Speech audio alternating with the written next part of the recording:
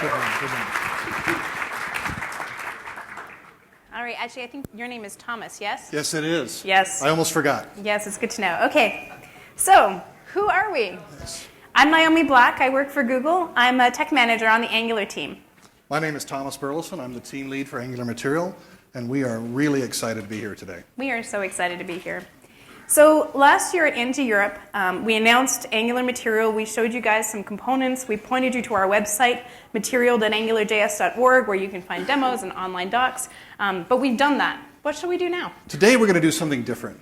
Today we want to build live an Angular Material application from scratch.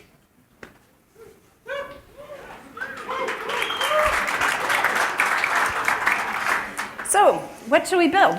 We were thinking, since we recently posted a starter app to material.angularjs.org, we would step through it and show you how you can actually build it and take these components that we've made and connect them together to make a real app. Awesome. Let's start building the app. All right. So let me take a step back and actually show you what we're going to build. So up here we've got a toolbar. It looks like we're going to use these look like buttons. We've got icons. We have MD list and list items, some content. This looks like bottom sheet over here. We've got a lot of components we can put together. And it supports responsive breakpoints. This is exciting. All right, let's get started. I'm ready to start coding. No, not yet, not yet. Let's tell people what we're going to do first. So our first step in this talk, we're going to tell you how to plan your layout and figure out what components you're going to need. Next, we're going to talk about adding Angular Material and dependencies to your app. And then afterwards, we're going to start adding some HTML. We're going to start off with hard-coded HTML and mock content. And then once we see that it lays out properly and looks the way we want it to, then we'll replace that with dynamic HTML and wire in our custom application logic. We'll also show you how to add responsive breakpoints so that your content flows appropriately on different size screens. And last, we're going to talk a little bit about accessibility testing. Are we ready to start coding? I think so. Are you guys ready? Should we write some live code? All right. All right. Oh, false start. I misdirected man. you. I did this on purpose. I want you guys to really get in your heads that it's important to plan out your app and your layout before you get started. So let's think a little bit about what we actually want to build on the page. So we're going to have a toolbar area at the top. Looks like we're going to need a sidebar on the side and some content next to it, and then some kind of a div or something to hold all those pieces together. Right, and what we're looking at here is a master detail type of view. We're all familiar with that. But more than that, this thing is actually going to adjust its layout in responsiveness and fashion. All right. Now are we ready to start? Now we are ready. Let's Awesome. switch over to your code screen. Okay. Oh, that's your machine. That's my machine. That won't help you. All right, so the first thing we would need to do is we need to download the Angular Material libraries and the dependent libraries that Angular Material needs. Normally we would use Bower, or we could use NPM, or we could use JSPM. We've already downloaded, with Bower, we've downloaded and installed the Angular Material libraries. Now what we need to do is load those libraries into our HTML page. All right, let's do that. Okay. So what you have here is just like a skeleton shell. I see you've got a body and not much else going on. Right, it's a completely blank AngularJS application.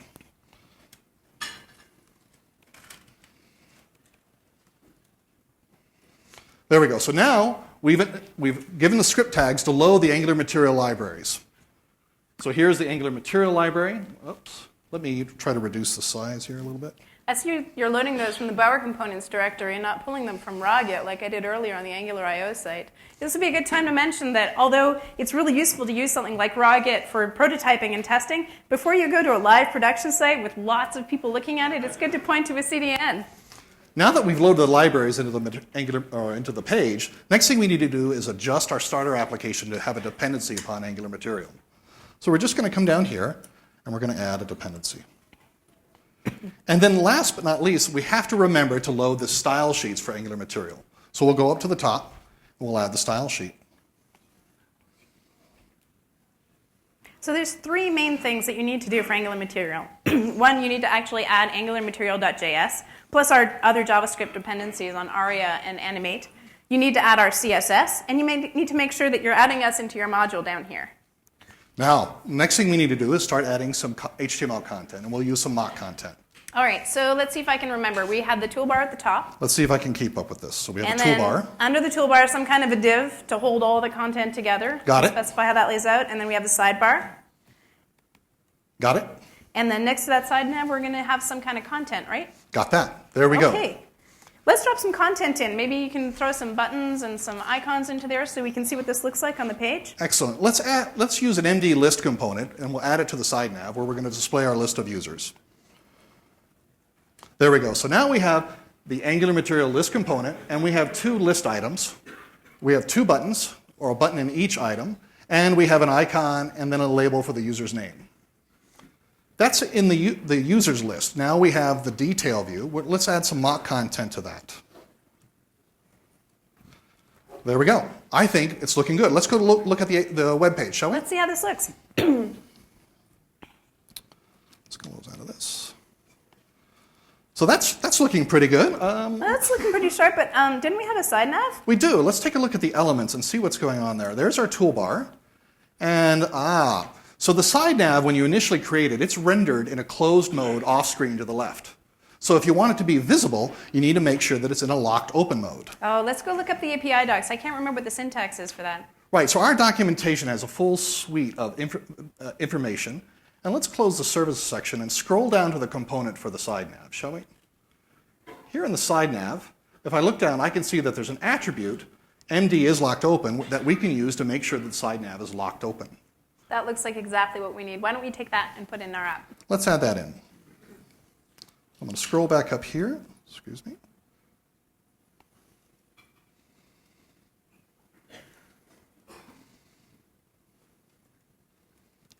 So now it's locked open. Okay. If we come back to the screen here, let's go to this here. That's looking better. Actually, this is looking terrible. What's with all the icons? They're up there. Oh, you know what? We forgot something else. We haven't actually told our app where to put this content on the page. Correct. We need the responsive layout API. Right, so we actually have not told the web page how to use the layout API available in Angular Material. So let's do that. All right. But before we do that, let's go to the docs and take a look at those real quick. Okay, so to take a step back and tell you guys about our layout API, this is based on CSS3 Flexbox, but we've done a lot of thinking about it to try and make it as easy for you to use the syntax as possible and to make it really natural. So if you look here, I don't know if you can see my laser pointer. If you look here, we have names like layout-sm, and what that does, the -sm says only use that on a screen that is small. So layout-gt-sm is use this on something that is greater than small. And so we have a whole bunch of these defined, and you can use them to in a very granular way, specify exactly how you want your content to show up on different screen sizes. So let's go ahead and add that to the HTML. Let's do that. So the layout attributes are pretty unique. We use those on containers to define how the children of the containers should be laid out. So the first thing we want to do is tell the body container that we want to lay out its children in top-down fashion. So the toolbar's at the top and the rest of the information is below. So we want to use a layout column mode.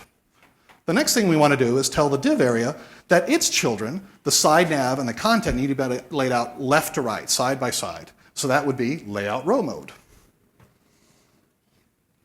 The side nav, we want to lay that out, its content, and in this case it's just one, but we'll lay that out in a column mode. And let me add a space there. And then the content, we're not going to have to worry about at this point. So let's save this and go back to the web page and take a look at that. So this that's is looking much better. Let's take a look at our markup here. So screen this. Oh, but you know what? We're not using the full space on the page. We have all this extra space, and we're not making use of it. We should go tell our app how to do that. So another feature of the layout API is this option called Flex, where you can tell the containers how to adjust their size relative to their parent if the space is available. So let's go back to the HTML, and we're going to tell this, the toolbar, excuse me, we want to tell this, the div area here that the toolbar is going to occupy a certain vertical space, and we want the content area that has the side nav and the content to occupy the rest of the available vertical space. So we want the div to adjust in a flex fashion. The side nav has a specific by CSS width that we're going to use, but we want the content to adjust to the available horizontal space that's left over. So we'll tell the content to adjust or flex to its size to fill the available space. Now if I go back here, we can see that things are looking pretty good. This is looking much better. But you know, I noticed that there's not a lot of visual distinction between our side nav and the page. And I'm curious to see what happens as we resize that box. Right, so let me show close the console here. We could see that it's going to close here in a minute. Oh, it's not even doing that, is it? Yeah, that's not looking so great. Let's fix that. Well, let's fix both things. First, we need to add some visual difference between the side nav, and we can use something called white frames that are part of material design. So material design has this idea that you want things that are online to be represented with like weight and responsiveness in the same way that like things in the real world have a physical interaction. And white frame is a way to represent, like if you imagine 2 layers of paper sliding one over the other, they would have a different amount of shadows. So here we're using white frame Z2, and that just, the Z index gives us an indication of how much depth we want that shadow to have. So now the shadow's looking good, and it's starting to look the way we want, but it still doesn't have any response. But maybe we should fix that first. Let's go do that. Okay. So one of the things we did say was we told the side nav that it needed to be locked open. Well, that's only useful in a limited sense. We can actually use a media query service that Angular Material publishes to query for the breakpoints. And then it will respond true or false whether or not the side nav should be locked open or not. That sounds very useful. And in fact, a lot of our services are actually documented online here. And you can see that we have a bottom sheet service, a dialog service, and the MD media query service. And if I click on this here, you can see that it's looking at the breakpoint attributes that you can also plug in. So let's do that. Let's replace in the HTML page. Go ahead, Naomi. These are again using the same syntax that we were using in our layout elsewhere. Here we're using gt-sm. So this is saying when it's greater than small, apply this rule. If we go back to the web page,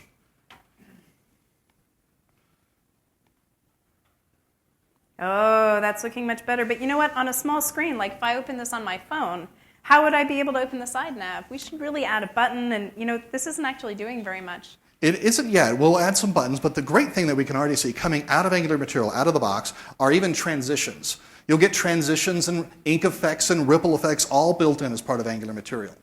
So let's add some buttons, shall we, Naomi? All right. So not only should we add some, let's do the buttons first.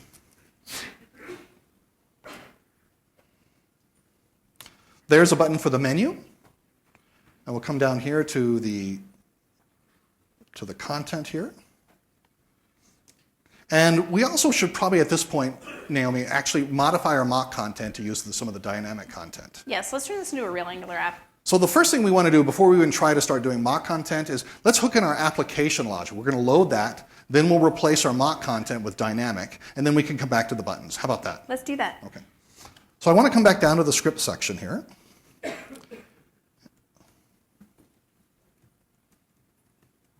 So here we've loaded the users module. We've loaded a user controller that will allow us to manage the interactions with these views. And we have a user service that will actually be used to load the user's data model. Now that I've gotten these modules loaded into the page, I also need to make sure I set a dependency here on that module name. We've got that. The next thing I need to do is come up to the body and make sure that I'm going to use that controller within our view. So, okay, here we go. So now I've registered a controller to use the user controller. Now we can start replacing our hard-coded content with dynamic content. So we'll come back to this list.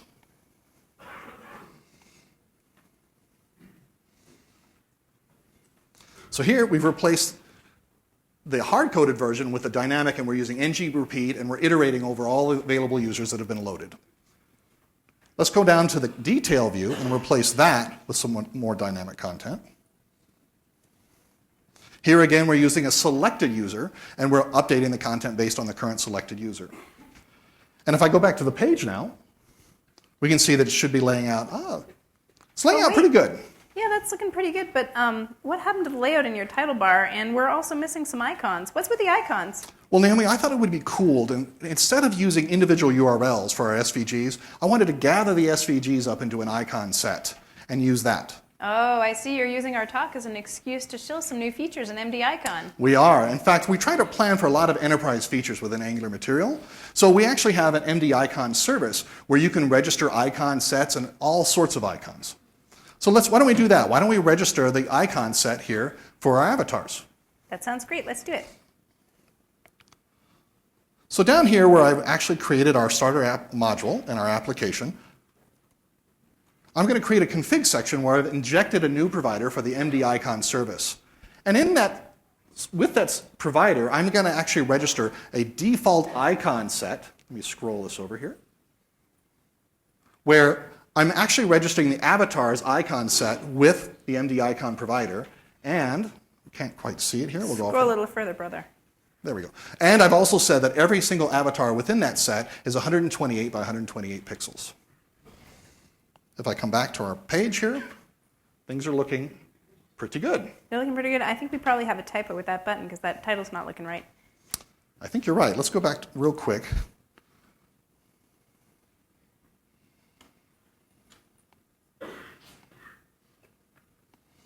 I'm not sure what's going on there. We'll come back to that. Go up to the line with your controller where you added it in.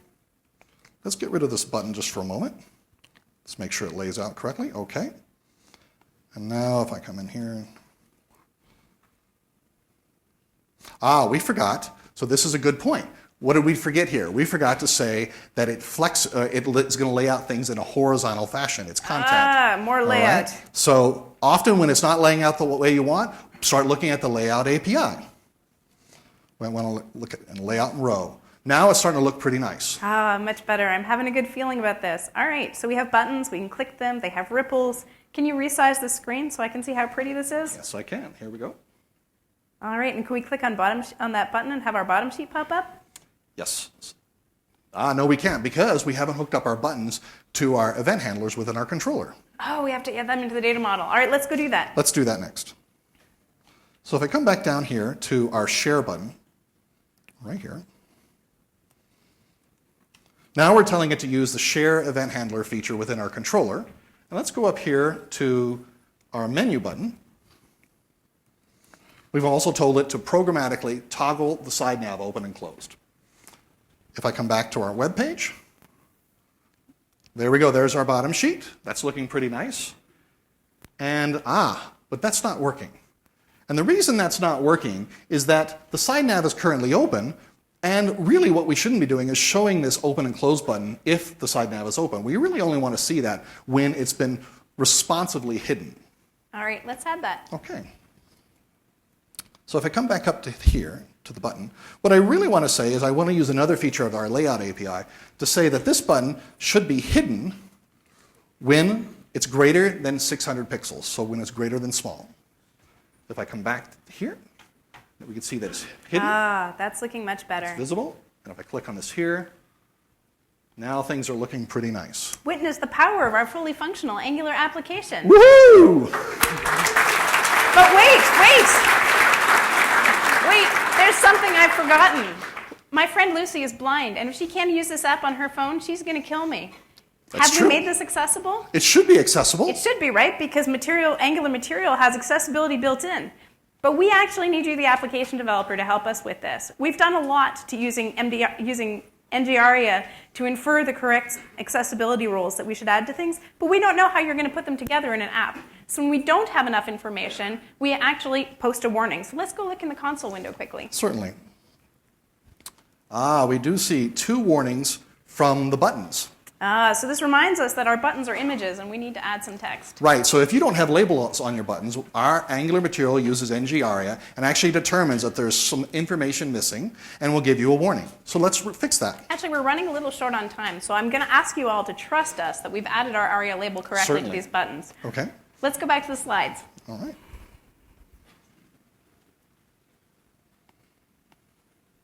Okay, we have written code. So we've talked to you about how we can do all this in ES5, and that was pretty exciting. We wish we had time to show you how we can do all of this in ES6. I love ES6. We don't have time. ES6 lets us do really cool things to make the structure of our app much tidier and cleaner. To prove this to you, we've posted this as part of our starter app, and you can go find it at the links here, or if you don't remember them, just go look for our Angular Material main page, and there's a link through to them. And you can see how we've worked all this same stuff through in ES6. So you can use Angular Material 1.3, 1.x, Angular Material 1.x right now with ES6. Okay, so what's next? What's next? I think people are getting pretty eager for us to land 1.0. Yes, we've heard some feedback. We have a little more work to do, though. We're missing a few components. Do you remember what they are? So we're missing the chips component and the date picker, and I think that's it. Is it perhaps something that rhymes with menu? We also need to do the menu. We've had a lot of vocal feedback on that one. Yeah, if we don't land menu, I think people may hunt us down and kill us. They're definitely going to throw vegetables at me.